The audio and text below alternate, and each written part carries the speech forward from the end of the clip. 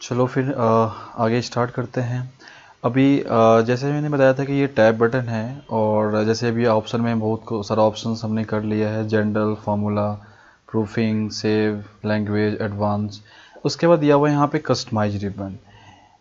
इसका मतलब क्या है? और ये जो कस्टमाइज रिबन है ये सिर्फ आपको मिलेगा 10 में, 13 में एंड 16 में। जैसे अब यहाँ जितने सारे टैब बटन आप देख रहे हो ऊपर, home, insert, page layout, formula, data, review and view, मैं चाहता हूँ कि इसमें से कुछ टैब ऐसे हैं जो मुझे डिलीट करना है। तो यहाँ पे ऑप्शन दिया हुआ है, जैसे मुझे इंसर्ट टैब हटाना है तो यहाँ पे अनचेक कर दो, डाटा टैब नहीं चाहिए, अनचेक कर दिया, डेवलपर ऑलरेडी अनचेक है, व्यू नहीं चाहिए, क्लिक कर दो। और जब मैं ओके पे क्लिक करूँगा तो ये ऑलरेडी यहाँ से डिलीट हो जाएगा। तो अब सिर्फ आप देख रहे हो कि जो होम टैब है, पेज लेआउट टैब है, फार्मूला टैब है, रिव्यू, बस यही आप देख पा रहे हो। ठीक है, इसका बेनिफिट क्या होता है? जब आप कहीं पे काम करते हो, जैसे कि बार बार आप फंक्शन पे यूज करते हो, आपको बार बार टैब में जाना होता है, कभी होम टैब में, कभी फार्मूला में, कभी डाटा में, कभी व्यू के अंदर, तो आप एक काम कर सकते हो, इसमें अपने अकॉर्डिंग एक टैब क्रिएट कर लो। यदि आप चाहते हो कि अपने नाम से ही मुझे क्रिएट करना है कोई टैब, तो आप क्रिएट कर सकते हो। उसमें जो फंक्शन आप बार बार यूज करते हो उसको ऐड कर लो, उसको सेव कर दो। तो क्या होगा, आपके नाम से यहाँ पे एक टैब क्रिएट हो जाएगा, और बार बार आपको जो अलग अलग टैब में जाना पड़ा था तो उसी से आप बच जाओगे। आप उसी टैब पे क्लिक करोगे, जो फंक्शन आपको पे काम करना है उस पर क्लिक करो, आप कर सकते हो। जैसे मैं यहाँ पे फाइल पे क्लिक करूँगा, ऑप्शन पे क्लिक करूँगा, और यहाँ पे कस्टमाइज रिबन दिया हुआ है। और यदि वापस जो मैंने अभी डिलीट किया है वापस इसको लेना है तो इंसर्ट पे क्लिक करो, फिर डाटा पे क्लिक करो, सॉरी डाटा पे क्लिक करो, और जो व्यू है क्लिक करो और ओके करो। तो दोबारा आपका जो टैब है सारे ऑप्शन क्लियर हो गया। और उसके बाद मैं चाहता हूँ कि एक यहाँ पे एक्सेल के नाम से एक टैब क्रिएट करना है, तो फाइल पे क्लिक करो, ऑप्शन में जाओ, कस्टमाइज रिबन, और नीचे ऑप्शन दिया हुआ new tab, new group and rename. सबसे पहले मैं क्लिक करता हूँ न्यू टैब पे। बट उससे पहले ध्यान रखना कि जो भी टैब आपको क्रिएट करना है किसके बाद करना है, होम के बाद चाहिए एक टैब या इंसर्ट के बाद चाहिए। तो यहाँ पे ड्रॉप डाउन लिस्ट बना हुआ है, इससे जितना अप डाउन करोगे तो देखो होम टैब नीचे आ गया। अब मैं ओके कर दूंगा तो होम टैब आपको इस नंबर पे मिलेगा आपको। ठीक है, बट मैं चाहता हूं कि इसके बाद ही चाहिए तो न्यू टैब पे क्लिक करो। अब होम टैब के बाद आपका एक नया टैब बन जाएगा, उसका रीनेम करना है, नाम देना है, तो यहाँ पे राइट क्लिक करो और यहाँ पे रीनेम का ऑप्शन आ रहा है, मैंने इसका नाम दे दिया एक्सेल। ओके करो, अब ओके करो। तो अब आप देख रहे हो कि यहाँ पे होम टैब के बाद एक एक्सेल का टैब यहाँ पे क्रिएट हो चुका है। ठीक है, अब बट जब इस पे क्लिक करोगे तो कोई फंक्शन अभी शो नहीं करेगा, क्योंकि आपने कुछ ऐड ही नहीं किया अभी, तो अभी पूरा ब्लैंक है। तो मैं चाहता हूँ कुछ ऐसे ऑप्शन है, जैसे अभी आपने लास्ट क्लास में किया था कि सेव कैसे करना है, न्यू कैसे करना है, ओपन कैसे करना है, सेव एज यूज कैसे करना है। तो ये सारे फंक्शन मुझे इस टैब के अंदर ऐड करना है। तो फाइल में जाओ, ऑप्शन में जाओ, and access tool bar, sorry customize ribbon, और अपने टैब जो है उस पर क्रिएट करो और न्यू ग्रुप पे क्लिक कर दो। और एक्सेल में जितने कमांड्स होते हैं वो यहाँ पे अवेलेबल है सारा। जब यहाँ पे क्लिक करोगे और यहाँ पे ऑल कमांड्स है, यहाँ पे क्लिक करो तो A to Z जितने फंक्शन एक्सेल में ये सारा शो कर रहा है। ये सारा ऑप्शन है जिसपे आप एक्सेल में जिस पे काम करोगे आप। ठीक है, अब मैं चाहता हूँ इसके अंदर सेव एज मुझे इंसर्ट करना है, तो सेव के ऑप्शन में जाओ, एस वाले ग्रुप में जाओ,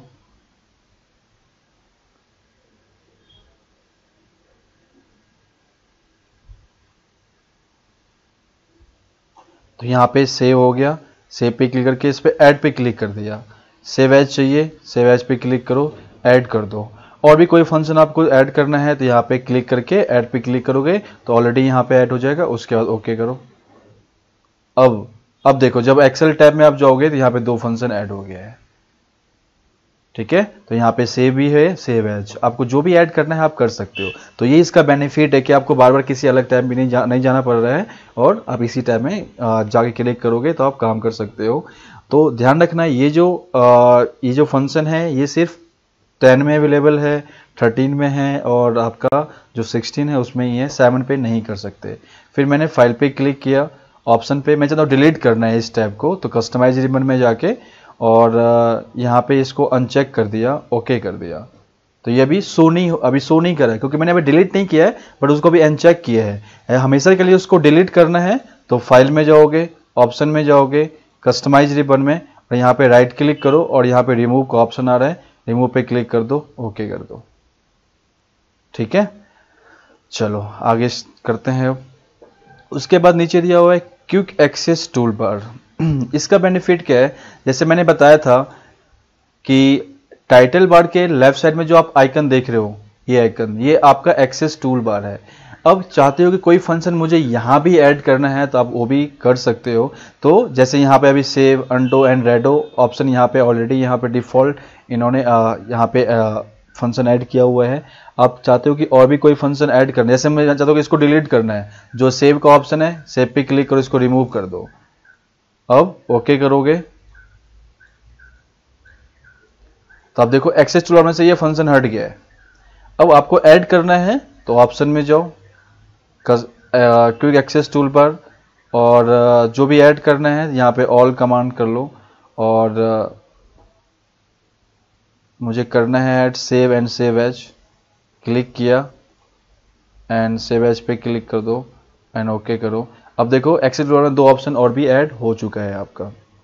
ठीक है, तो ये ऑप्शन 7 में भी है, 10 में भी है, 13 में भी है, 16 में है। ठीक है, तो ये जो छोटे मोटे ऑप्शंस हैं ये आपका अवेलेबल यहाँ पे है, जिससे आप यूज कर सकते हो। अब मैं चाहता हूँ डिलीट करना है, रिमूव कर दो इसको, क्लिक किया, रिमूव करो, ओके। ठीक है, डायरेक्टली अभी आप कैसे जा रहे थे ऑप्शन के अंदर, फाइल पे क्लिक करते थे, ऑप्शन में जाके फिर जो भी ऑप्शन है उस पर आप यूज करते थे, बट मुझे डायरेक्टली जाना है तो एक्सेस टूलबार में यहाँ पे एक ऑप्शन दिया हुआ है जिसको बोलते हैं कस्टमाइज क्विक एक्सेस टूलबार। यहाँ पे क्लिक करोगे और नीचे ऑप्शन होगा मोड कमांड, इस पे क्लिक करो। देखो डायरेक्ट आप आ चुके हैं एक्सेल ऑप्शन में, general, formula, proofing, language, advance, तो आपने ये सारे ऑप्शंस यहाँ से भी यूज कर सकते हो। ठीक है, और यहाँ भी ऑप्शन और भी दिया हुआ है, so ribbon in the so below in the ribbon. आप चाहते हो जो एक्सेस टूलबार है बिलो इन द रिबन, तो यहाँ पे शो हो गया ये। इसको मुझे ऊपर शो करना है तो शो एब द इन द रिबन, तो यहाँ पे स्टार्ट हो गया। उसके बाद यहाँ पे दिया हुआ है होम। अब होम टैब में सबसे पहले करते हैं कि जो फॉन्ट ग्रुप है इसका यूज क्या है। बेसिकली जब आप कोई डाटा बनाते हो उसमें आपको कुछ फॉर्मेटिंग करनी हो, जैसे कि बोल्ड करना है, उसका साइज इंक्रीज करना है, स्टाइल चेंज करना है, उसको बॉर्डर यूज करना है, तो ये सारे होम टैब में ऑप्शन दिया हुआ है, तो यहाँ से यूज कर सकते हो।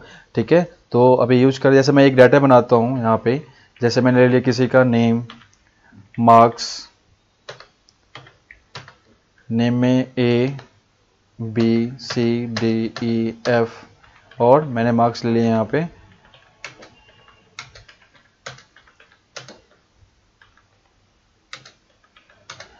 अब देखो, अब यदि मुझे सीट, ऑल सीट को सिलेक्ट करना है तो बाहर आपने कहीं भी क्लिक कर दिया, कंट्रोल A प्रेस करोगे तो ऑल सीट सिलेक्ट हो गया। चाहते हो कि सिर्फ जो मैंने डाटा बनाया है सिर्फ मुझे डाटा ही सिलेक्ट करना है, तो डाटा पे कहीं भी क्लिक करो और कंट्रोल A प्रेस करोगे तो सिर्फ डाटा ही सिलेक्ट होगा आपका। ठीक है, इसको मैं माउस से भी सिलेक्ट कर सकता हूँ, जैसे नेम पे क्लिक करो, माउस का बटन दबा के रखो और पूरा सिलेक्ट कर लो जितना सिलेक्ट करना है। अब लास्ट ऑप्शन है कि कीबोर्ड सेलेक्ट करना है, तो सेल पे क्लिक करो, शिफ्ट, और मैंने बताया था नेविगेशन की राइट, डाउन, लेफ्ट, लेफ्ट भी करना है, लेफ्ट भी कर सकते हो, बट राइट दबाओ एंड डाउन वाला दबा दो, तो आप कीबोर्ड से भी सिलेक्ट कर सकते हो। उसके बाद यहाँ पे ये है आपका फॉन्ट स्टाइल दिया हुआ है, तो यहाँ पे बेसिकली स्टाइल दिया हुआ है, जो जैसे जिस स्टाइल पे आप क्लिक करोगे उसके अकॉर्डिंग ये स्टाइल आपका शो कर देगा। बट ऑफिशियली जो है हम कैलिब्री ही यूज करते हैं, तो आप ऑलरेडी कैलिब्री रखना, कोई दिक्कत नहीं है। उसके बाद यहाँ पे दिया हुआ है फॉन्ट साइज।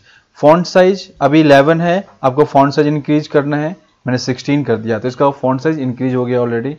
और यहाँ पे भी दिया हुआ है A+ A- दिया हुआ है, तो यदि आप इस पे क्लिक करोगे तो यहाँ से भी फॉन्ट साइज इंक्रीज कर सकते हो। डिक्रीज करना है तो यहाँ पे क्लिक करो, डिक्रीज हो जाएगा। उसके बाद BIU, B का मतलब होता है बोल्ड, I का मतलब है इटैलिक, U का मतलब अंडरलाइन, B मतलब जो भी डाटा आपने बनाया है थोड़ा सा बोल्ड कर देगा, थोड़ा सा गहरापन उसके अंदर आ जाएगा, तो आप B पे क्लिक करो, बोल्ड हो गया। आई पे क्लिक करो, इटैलिक हो गया, अंडरलाइन पे क्लिक करोगे, अंडरलाइन भी लग गया। आपको नहीं चाहिए, दोबारा उस पर क्लिक कर दो, अंडरलाइन पे, इटैलिक पे क्लिक कर दो, वापस हो जाएगा, बोल्ड पे क्लिक कर दो, वापस आ जाएगा। अब जैसे ये फंक्शन मैंने यहाँ से यूज़ किया, इसको मैं कीबोर्ड से भी यूज कर सकता हूँ। यदि आप कंट्रोल बी प्रेस करते हो बोल्ड हो जाएगा, कंट्रोल आई से इटैलिक हो जाता है, कंट्रोल ई से अंडरलाइन हो जाएगा। नहीं करना है वापस control U, control I, control B.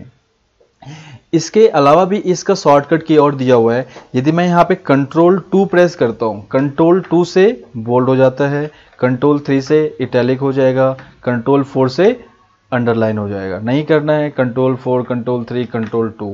अब बोलोगे कंट्रोल 1 से क्या होता है? यदि मैं यहाँ पे कंट्रोल 1 प्रेस करूंगा तो जितने होम टैब में आप फंक्शन जो देख रहे हो और सारे फंक्शन आप डायरेक्टली वहां से भी यूज कर सकते हो। तो कंट्रोल 1 से होता है फॉर्मेट सेल, ठीक है, देखो यहाँ पे फॉर्मेट सेल आ गया। आपको नंबर यूज करना है तो नंबर यहाँ पे दिया हुआ है, अलाइनमेंट यूज करना है, अलाइनमेंट यहाँ दिया हुआ है। तो कंट्रोल 1 से फॉर्मेट सेल ओपन हो जाता है, ठीक है। चलो उसके बाद नेक्स्ट दिया हुआ है बॉर्डर। बेसिकली बॉर्डर का मतलब क्या है? अभी आप देख रहे हो कि हर सेल पे बॉर्डर लगा हुआ है, ठीक है, बट ये डिफॉल्ट बॉर्डर है। अब चाहते हो कि जो बॉर्डर है इस बॉर्डर को मुझे और भी हाईलाइट करना है, तो आप बॉर्डर का फंक्शन यूज कर सकते हो। जैसे आप बॉर्डर पे क्लिक करो, अब यहाँ पे दिया हुआ है बॉटम बॉर्डर, टॉप बॉर्डर। जैसे मैंने कुछ एरिया सेलेक्ट कर लिया, मैंने एरिया सेलेक्ट कर लिया, अब मुझे यहाँ पे राइट बॉर्डर यूज करना है, सिर्फ राइट, ठीक है। ये जो राइट दिया हुआ है ये वाला बॉर्डर यहाँ पे यूज करना है, मतलब इसको हाईलाइट करना है। तो जहाँ पे बॉर्डर है वहाँ पे साथ में एक ड्रॉप डाउन लिस्ट बना हुआ है, उस पर क्लिक करोगे तो यहाँ पे ऑप्शन आ रहा है bottom border, top border, left border, right border, no border, all border. तो मैंने बोला कि मुझे राइट बॉर्डर यूज करना है, तो राइट बॉर्डर पे क्लिक कर दो। अब बाहर क्लिक करो, देखो यहाँ पे राइट बॉर्डर ये लग गया है। अब मुझे इस बॉर्डर को हटाना है, रिमूव करना है, तो मैंने सेलेक्ट किया और यहाँ जाके कर दिया नो बॉर्डर, ठीक है। तो जिसके अकॉर्डिंग बॉर्डर आपको यूज करना है कर सकते हो। मैं चाहता हूँ कि मुझे ऑल बॉर्डर यूज करना है, तो मैंने ऑल डाटा सेलेक्ट कर लिया और जब यहाँ पे क्लिक करोगे तो नीचे एक ऑप्शन आ रहा है ऑल बॉर्डर। ऑल बॉर्डर पे क्लिक हो गया, देखो अब ये ऑल बॉर्डर यूज हो गया है। नहीं चाहिए आपको तो सिलेक्ट करो, इस पे क्लिक करो और ये कर दो नो बॉर्डर।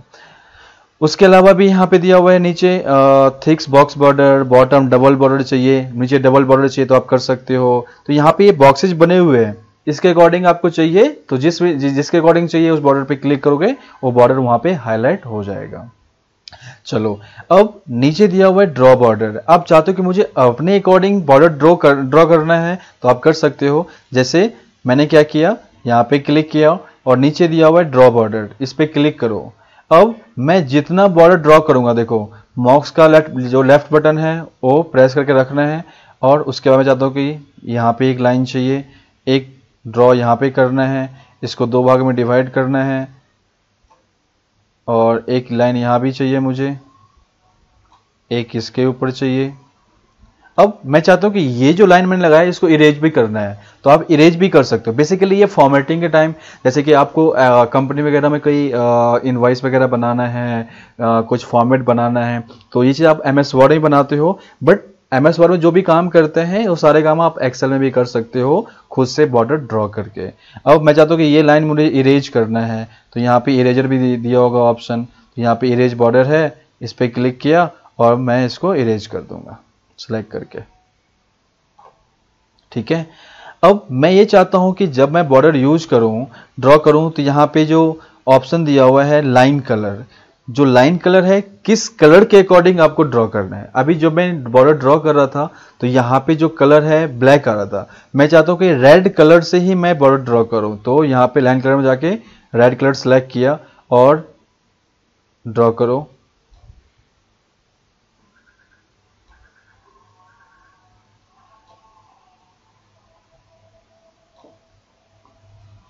देखो ठीक है, नहीं करना है तो मैं इसको वापस लाइन कलर को ब्लैक कलर कर दिया, अब यहाँ पे कर दिया नो बॉर्डर। अब ये सारे बॉर्डर हटाना है तो ऑल सेलेक्ट करो और यहाँ पे जाके नो बॉर्डर। और नीचे भी ऑप्शन दिया हुआ है कि आपको लाइन स्टाइल कैसे चाहिए बॉर्डर का। जैसे मैंने इतना एरिया सेलेक्ट कर लिया, अब मुझे लगाना है लाइन कलर वाला बॉर्डर, ये वाला बॉर्डर। ये खुद से ड्रॉ करोगे आप तभी ये ड्रॉ होगा, ये कलर आ गया,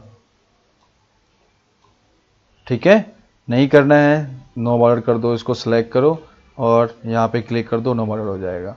अब मैंने इस डाटा को सिलेक्ट कर लिया।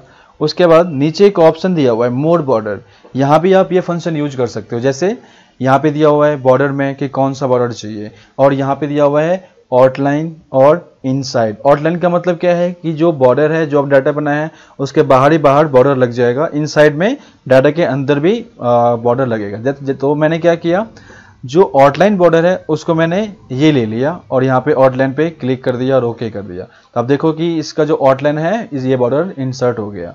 मैं चाहता हूँ कि मुझे इनसाइड भी करना है, तो इनसाइड के लिए मुझे क्या करना है, मोड बॉर्डर पे क्लिक किया और यहाँ पे ये ले लिया इनसाइड पे। बट मैं चाहता हूँ कि इसका कलर भी हो, कलर होना चाहिए ये कलर, और इनसाइड पे क्लिक कर दो, ओके करो। तो इस कलर के अकॉर्डिंग ये बॉर्डर ड्रॉ कर दिया। तो ये आपका इनसाइड बॉर्डर है, ठीक है। नहीं चाहिए आपको, सिलेक्ट करो और यहाँ पे जाके नो बॉर्डर कर दो। उसके बाद यहाँ पे दिया हुआ है दो कलर, एक है बैकग्राउंड कलर और दूसरा है टेक्स्ट कलर। बैकग्राउंड कलर का मतलब क्या होता है, जो भी आपका हेडिंग है या बेसिकली किसी भी सेल को कलर करना है तो बैकग्राउंड कलर से कर सकते हो। तो ये है बैकग्राउंड कलर। ये है टेक्स्ट कलर। टेक्स्ट का मतलब क्या है कि जो आपने टाइप किया है उसमें भी कलर, उसमें ही कलर करेगा। तो मैंने क्या किया, यहाँ पे जो हेडिंग है इसमें कलर दे दिया मैंने ये, और जो टेक्स्ट कलर है उसमें कलर मैंने रख दिया ये वाला। अब जरूरी नहीं है कि जो आपने बैकग्राउंड कलर लगाया है वहां पे टेक्स्ट कलर यूज नहीं कर सकते, कर सकते हो। तो मैंने यहाँ पे क्या, इसका जो टेक्स्ट कलर होना चाहिए रेड होना चाहिए। अब देखो तो यहाँ पे बैकग्राउंड कलर हो गया ये वाला और टेक्स्ट कलर हो गया रेड में, ठीक है। अब मैं चाहता हूं कि जो टेक्स्ट कलर इसको हटाना है, तो सिलेक्ट किया और यहां जाके कर दिया मैंने ब्लैक कलर, और इसको भी हटाना है ब्लैक कलर। अब मैं चाहता हूं कि बैकग्राउंड कलर रिमूव करना है, तो सिलेक्ट करो और यहां पे जब क्लिक करोगे तो यहां पे एक ऑप्शन आएगा नो फिल का। अब ये कलर भी हट गया, ठीक है। चलो अब आपका फॉन्ट ग्रुप जो पार्ट था ये कंप्लीट हो गया है। नेक्स्ट आपका है अलाइनमेंट ग्रुप। अलाइनमेंट ग्रुप में सबसे पहले देखो कि ये दिया हुआ है बॉटम अलाइनमेंट, ये है टॉप अलाइनमेंट, ठीक है। बॉटम में ये है लेफ्ट, ये है सेंटर, ये है राइट अलाइनमेंट। टॉप अलाइनमेंट में ये टॉप है, मिड है एंड ये बॉटम दिया हुआ है, ठीक है। तो बेसिकली क्या होता है कि जब कोई डाटा बनाते, जैसे मैंने बताया था कि जब भी कोई टेक्स्ट टाइप करोगे तो हमेशा लेफ्ट में रहेगा, जो नंबर है राइट में रहेगा, ठीक है। तो बेसिकली जब आप डाटा देखोगे, चेक करोगे तो आपको थोड़ा सा ऑड सा लगेगा डाटा। इसलिए मैं इसको अलाइनमेंट के साथ फिक्स करता हूँ कि ये लेफ्ट में हो जाए, मिड में हो जाए और राइट में हो जाए। उसके ऊपर टॉप में करना है, मिड में करना है, बॉटम में करना है, आप कर सकते हो। तो सबसे पहले मैं करता हूं कि कॉलम को इंक्रीज कैसे करना है। तो जैसे ये कॉलम है तो कॉलम का साइज इंक्रीज करने के लिए टॉप पे क्लिक करोगे। तो यहाँ पे जैसे अपने टॉप पे जी कॉलम के टॉप पे क्लिक किया तो ये साइन सिंबल जो ये आ रहा है।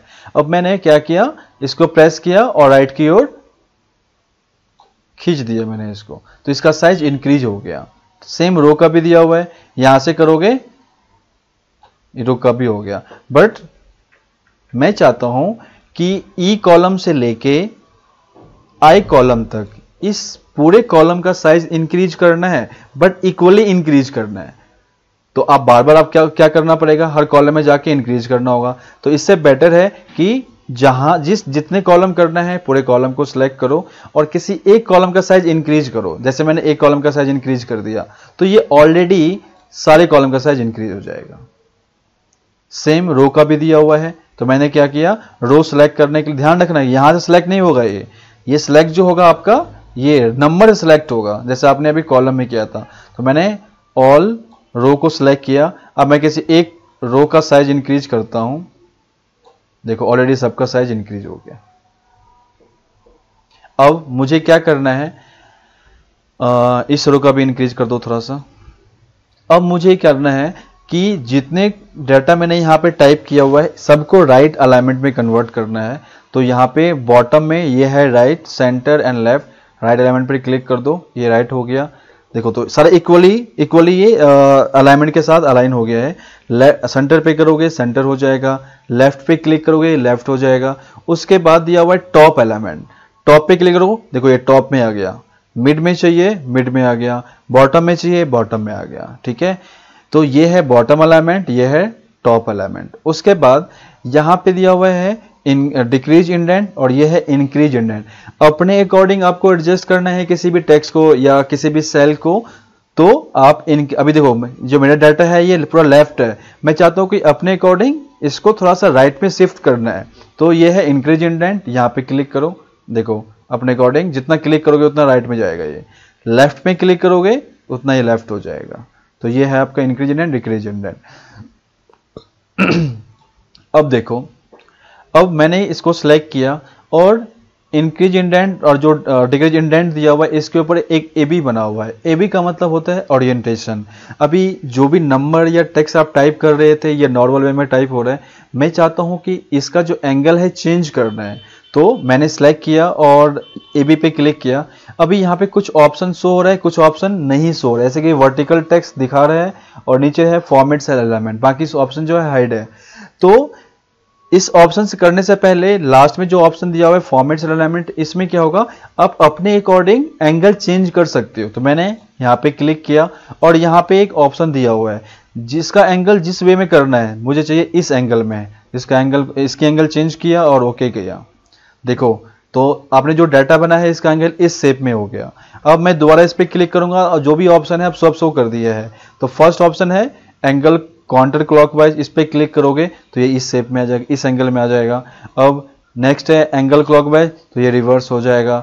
उसके बाद वर्टिकल टेक्स्ट में करना है कन्वर्ट, तो इस शेप में हो जाएगा। रोटेट टेक्स्ट अप है, इस शेप में आएगा। डाउन है, ऐसे आ जाएगा। बट अपने अकॉर्डिंग चेंज करना है तो आप यहाँ पे इस पे क्लिक करोगे और मुझे नॉर्मल करना है, इसको नॉर्मल कर दिया और मैंने इसको ओके कर दिया। तो ये नॉर्मल में टाइप हो गया, ठीक है।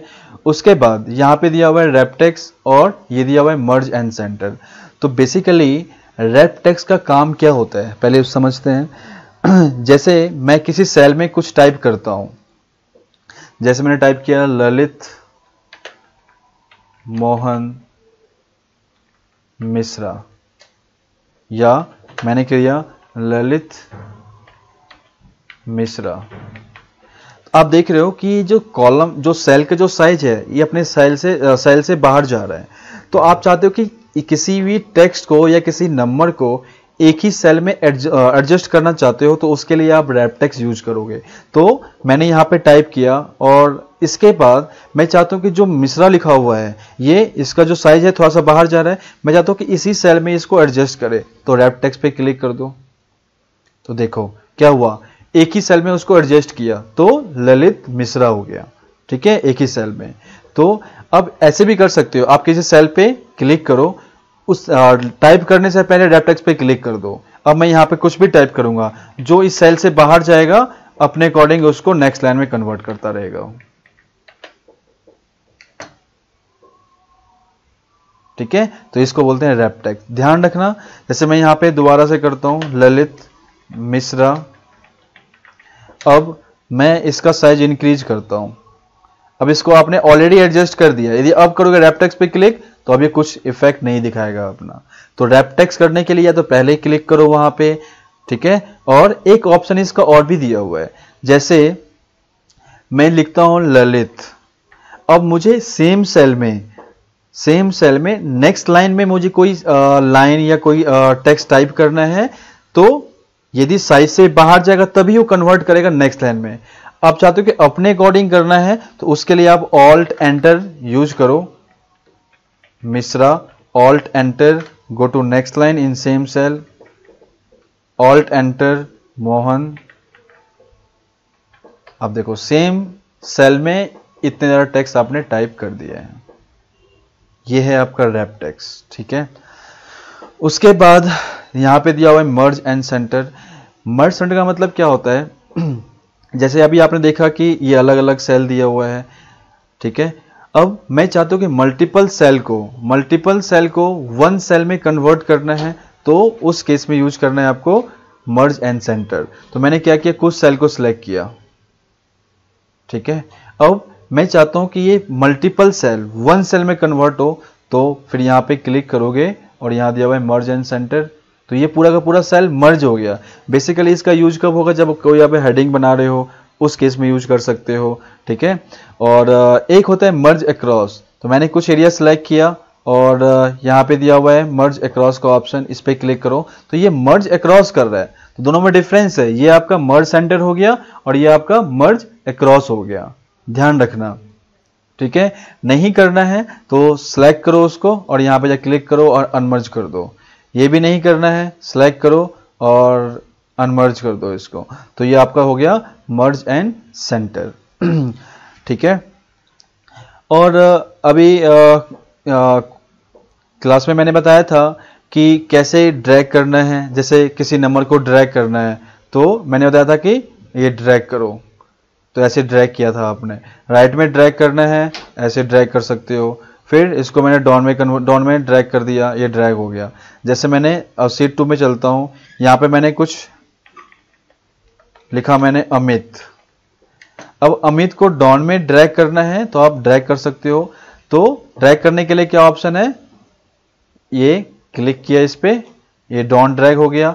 राइट में ड्रैग कर दोगे तो ऐसे ड्रैग करोगे, ध्यान रखना। तो जो ड्रैग एंड ड्रॉप का ऑप्शन है ये सिर्फ डाउन के लिए है और राइट के लिए है। लेफ्ट में आप ड्रैग नहीं कर सकते, ना ही आप अप ड्रैग कर सकते हो, ठीक है। एक तो ये ऑप्शन दिया हुआ है। सेकेंड ऑप्शन क्या है कि आप इसको सिलेक्ट कर लो कि कहां तक इसको फिल करना है, कहां तक ड्रैग करना है। उसके बाद कंट्रोल डी से डाउन पेस्ट हो जाएगा। कंट्रोल आर सेलेक्ट करोगे राइट की ओर और कंट्रोल आर प्रेस करोगे, बट लेफ्ट के लिए कोई फंक्शन ही नहीं है, ना ही अप के लिए है। तो इसका भी ऑप्शन दिया हुआ है एक्सेल के अंदर। कैसे, अब मैं इसको डिलीट कर देता हूं, सिलेक्ट कर लिया और मैंने इसको डिलीट कर दिया। उसके बाद कैसे करोगे, जैसे मैंने क्या किया, सिलेक्ट कर लिया कि कहां तक करना है, डाउन में। अब होम टैब के अंदर यहाँ पे एक फिल का ऑप्शन दिया हुआ है। जब फिल पे क्लिक करोगे तो यहाँ पे ऑप्शन बना हुआ है down, right, up and left. मुझे डाउन में फिल करना है, डाउन पे क्लिक कर दो। अब मैंने राइट की ओर सेलेक्ट कर लिया कहाँ तक करना है और इस फिल पे क्लिक किया और राइट पे क्लिक कर दिया। मुझे लेफ्ट में फिल करना है, लेफ्ट सेलेक्ट कर लिया इसी टेक्स्ट को और यहाँ पे क्लिक करके लेफ्ट पे क्लिक कर दिया। सेम ऑप्शन मुझे ऊपर यूज करना है तो सिलेक्ट करके अप यूज कर लिया, ठीक है। तो कीबोर्ड से भी कर सकते हो, शॉर्टकट के भी दिया हुआ है और आपका यहाँ पे मिनी टूल ऑप्शन बना हुआ है तो यहाँ से भी यूज कर सकते हो, ठीक है। जैसे मैंने अभी बताया कि सेम सेल में नेक्स्ट लाइन में कोई टेक्स्ट यूज करना है तो आप क्या यूज करते हो, जैसे ललित। अब मुझे नेक्स्ट लाइन में चाहिए मिश्रा तो ऑल्ट एंटर मिश्रा, फिर ऑल्ट एंटर मोहन। फिर ये तो हो गया रैप टेक्स्ट। एक ऑप्शन और भी है, यदि मैंने यहां पे लिखा ललित और नेक्स्ट सेल में लिखा मैंने मोहन और फिर नेक्स्ट सेल में लिखा मैंने मिश्रा, मैं चाहता हूं कि तीनों सेल को वन सेल में कन्वर्ट करना है, तो बेसिकली ये कैसे यूज होगा, तो ध्यान रखना कि इस तीनों सेल को वन सेल में कन्वर्ट करना है तो पहले देखो साइज कितना चाहिए इसका, सेल का जो साइज है कितना होना चाहिए, तो मैं उतना साइज कॉलम का इंक्रीज कर दो। फिर थोड़ा सा और इंक्रीज करो, फिर इस तीनों सेल को सिलेक्ट करो। जितने सेल को वन सेल में कन्वर्ट करना है तो सिलेक्ट करो और जैसे मैंने बताया था फिल में जाओगे तो यहां पे एक ऑप्शन आ रहा है जस्टिफाई का ऑप्शन, इस पे क्लिक करो तो ये एक सेल में कन्वर्ट कर देगा। अभी आपने क्या किया, एक सेल में मल्टीपल लाइन में यूज करने कोई टेक्स्ट तो alt enter, otherwise wrap text use करोगे, ठीक है। अलग अलग सेल में आपने कोई टेक्स्ट टाइप किया हुआ है उसको एक ही सेल में करना है तो आप जस्टिफाई करोगे आप, बट उससे पहले क्या करोगे, कॉलम का साइज जितना होगा, जितने साइज में वो एडजस्ट होगा उतना इंक्रीज करना होगा, फिर इसको जस्टिफाई पे क्लिक करना होगा।